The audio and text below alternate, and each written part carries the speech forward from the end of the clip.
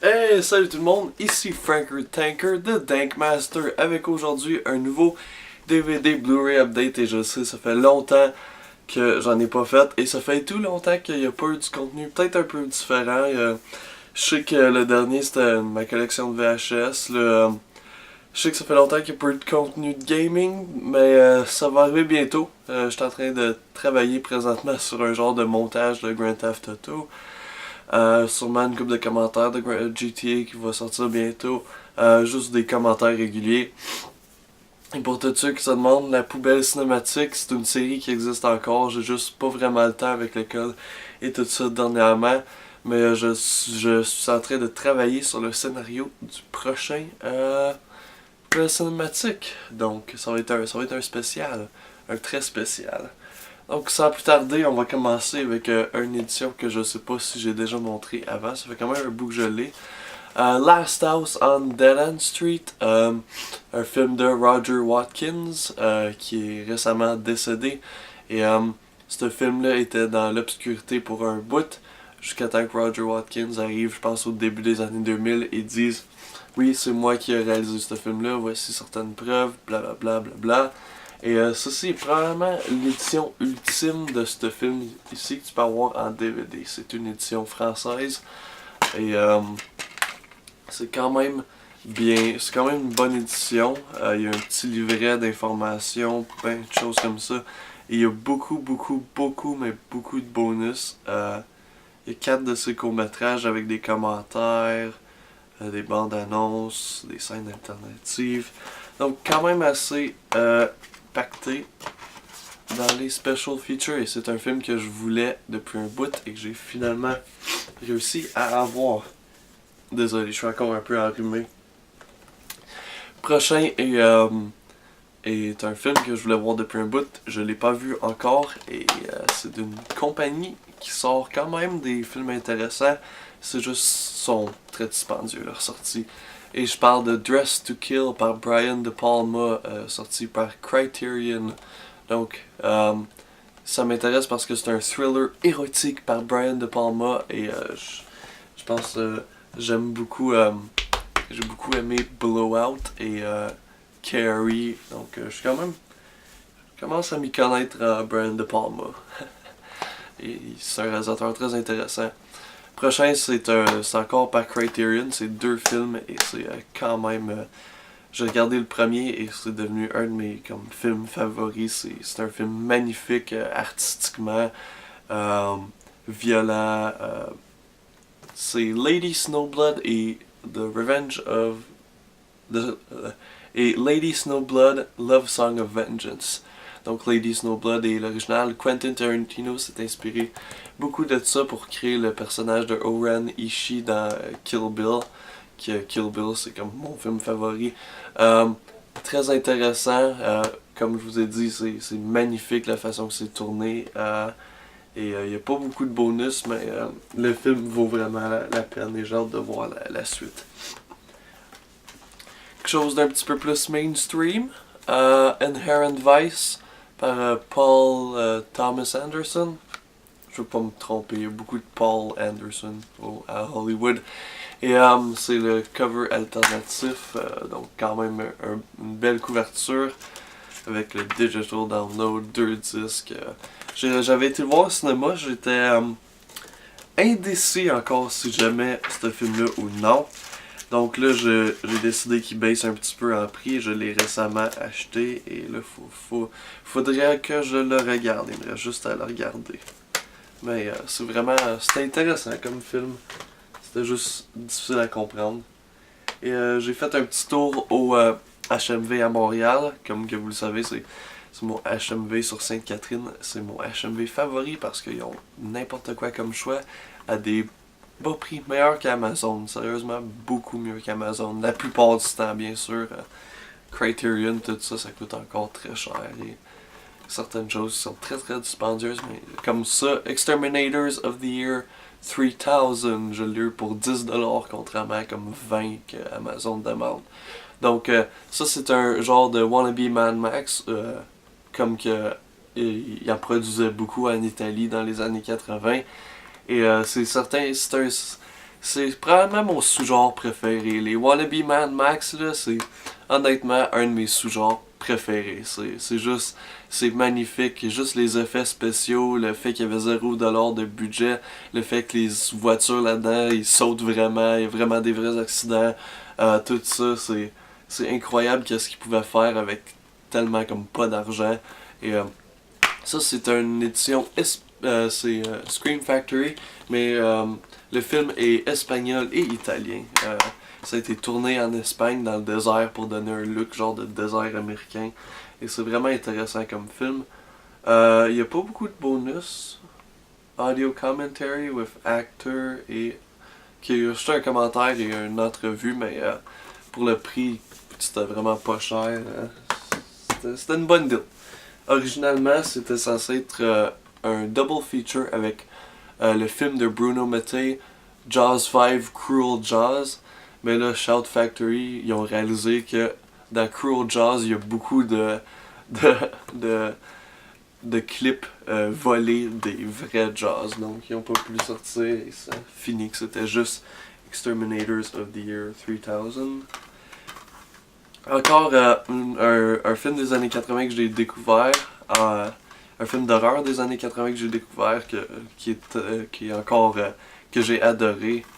Scream Factory ont vraiment le don de sortir des films d'horreur des années 80, soit que ce soit des slashers ou dans ce cas ici un film de bébite et me faire découvrir. Ils ont le don de me faire découvrir des films qui deviennent comme des classiques instantanés pour moi. Et The Nest, c'est définitivement un de ceux-là. C'est un film à propos des roaches, des coquerelles, qui est probablement l'insecte le plus dégueulasse que je connais, les coquerelles. C'est vraiment un mauvais signe quand t'as des coquerelles chez vous, ça veut dire que t'as un nid de coquerelles. Un nid de coquerelles. Et les effets spéciaux sont juste magnifiques. Il y a un bout où il y a un des personnages qui se transforme en genre de mélange entre coquerelle et humain et c'est juste incroyable la façon que c'est fait. Encore une fois, années 80, aucun CGI. Les personnages sont quand même intéressants. C'est quand même comme c'est honnêtement un bon scénario. C'est pas juste à propos des effets spéciaux. Il y a des bons personnages, c'est un bon scénario. Il n'y a pas beaucoup de bonus, mais celui-ci, tout, je pense que j'ai payé 20. C'est pas les Scream Factory les plus chers. Les Scream Factory les plus chers, c'est ceux qui viennent de sortir. Que je suis quand même intéressé de voir, mais... Prochain, je suis canadien, donc je dois encourager le cinéma canadien. C'est quasiment obligatoire. Sauf quand c'est des films trop artistiques qui se pensent trop intelligents comme la plupart des films québécois. C'est pour ça que vous voyez rarement des films québécois chez nous, parce que la plupart sont mauvais. Et c'est Cannibal Girls, c'est un film canadien des années 70, je pense que c'est une genre de comédie slash parodie de film de cannibales. Et c'est quand même... C'est réalisé par le réalisateur du premier Ghostbusters, je viens de lire ça. J'avais oublié, il me semblait que le nom Ivan Reitman me rappelait quelque chose. Et j'ai pas vu encore le film, supposément c'est quand même assez intéressant. Donc, pas pire, film canadien. Film d'horreur canadien, faut que je les achète. Ça, je suis obligé. Même si c'est québécois, un film d'horreur canadien, faut que je l'achète. Prochain est un giallo italien, parce que il y avait juste en Italie qu'il y avait des giallo. Et c'est Strip Nude for Your Killer. Ça a l'air vraiment sleazy, ça a l'air vraiment violent et ça fait un bout que c'est sur ma wishlist d'Amazon. Donc une bonne soirée, j'ai finalement décidé d'acheter ceci. Et définitivement quelque chose que j'ai hâte de regarder. Donc sleazy avec... comment qu'elle s'appelle? Ah oui, Edwidge French, qui était dans The Black Cat par Lucio Fulci. C'est un excellent film et ça se peut que vous voyez un épisode de la poubelle cinématique soit là-dessus, soit sur The Black Cat. Dernièrement pour les Blu-ray, Casino par Martin Scorsese.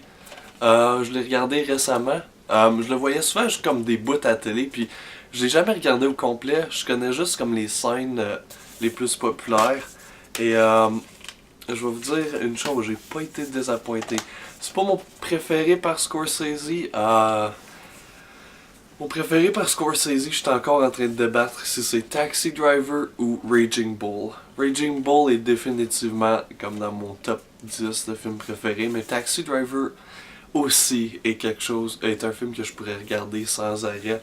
Casino est bon, c'est excellent, honnêtement tu peux pas avoir...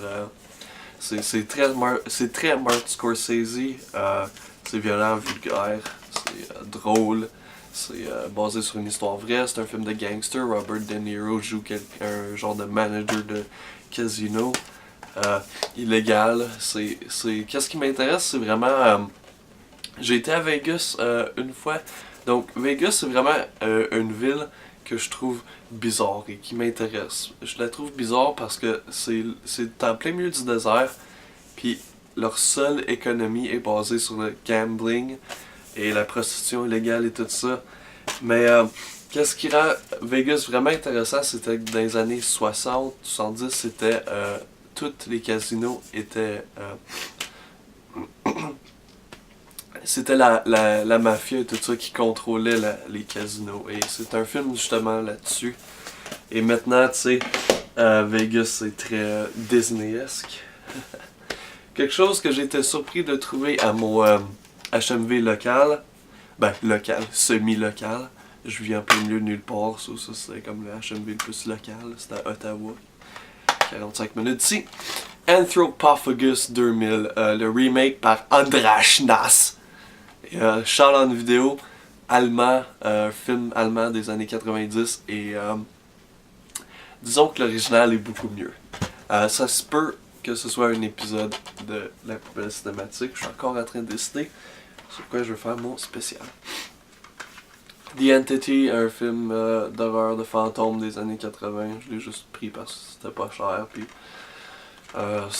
supposément c'est un classique un petit peu similaire à Poltergeist. J'ai jamais été un fan de Poltergeist l'original. Un cadeau de fête venant de mon frère, Midnight Movie Horror Triple Feature, A Blade in the Dark, Macabre et Shock. 3 films de Lamberto Bava, le disque est tombé de Macabre.